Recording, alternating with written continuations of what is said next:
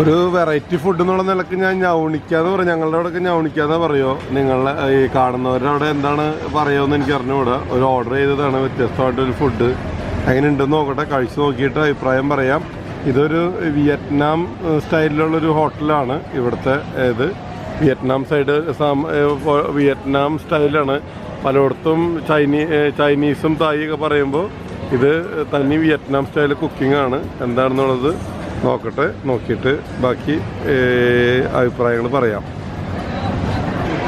നമ്മുടെ നാട്ടിലൊന്നും ഇപ്പം ഞവണിക്ക് പറഞ്ഞ പോലെ ഒന്നും കാണാൻ പോലും ഇല്ല. അതായത് ഇതങ്ങനെ ഇരിക്കും സംഭവം. ഇതൊക്കെ കണ്ടില്ല.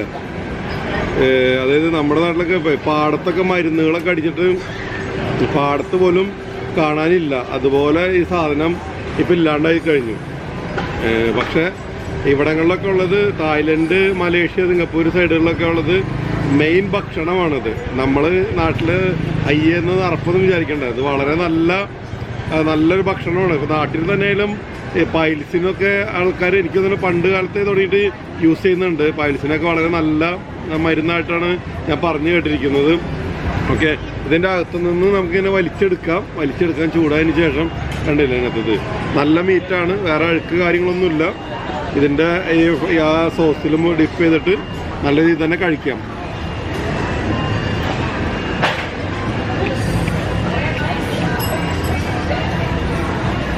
വളരെ ടേസ്റ്റിയാണ്.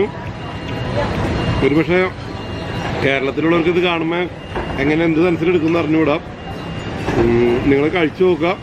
നിങ്ങളുടെ അവിടെ പാടത്തൊക്കെ ഉണ്ടെങ്കിൽ നിങ്ങൾ എടുത്തിട്ട് കഴിച്ചു നോക്കുക. നല്ല രീതിയിൽ കുക്ക് ചെയ്തിട്ട് കഴിച്ചു നോക്കിയിട്ട് അഭിപ്രായം പറയാം. വളരെ ടേസ്റ്റിയാണ്.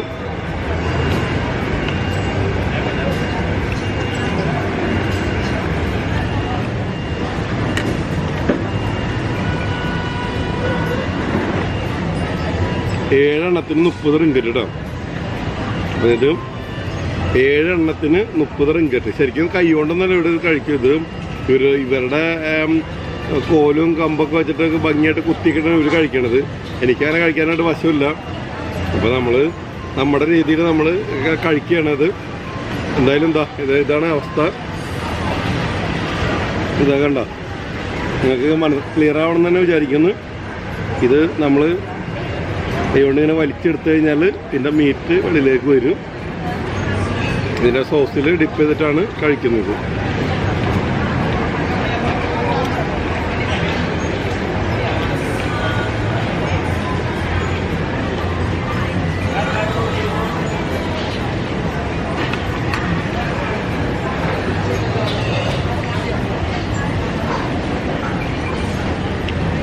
ചേരേനെ തിന്നണ നാട്ടിൽ ചെന്നാലും നടുക്കഷ്ണം തിന്നണമെന്നാണ് കാരണന്മാർ പറഞ്ഞിരിക്കുന്നത്.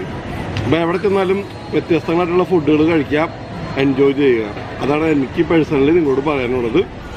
അപ്പോൾ എൻ്റെ ക്യാമറയുടെ ബാറ്ററി തീർന്നുകൊണ്ടിരിക്കുന്നു. റെഡ് വാർണിംഗ് ആയി. അപ്പോൾ അടുത്ത കാഴ്ചകളുമായിട്ട് ഇനി മറ്റൊരു വീഡിയോയിൽ കാണാം. അതുവരെ ബൈ.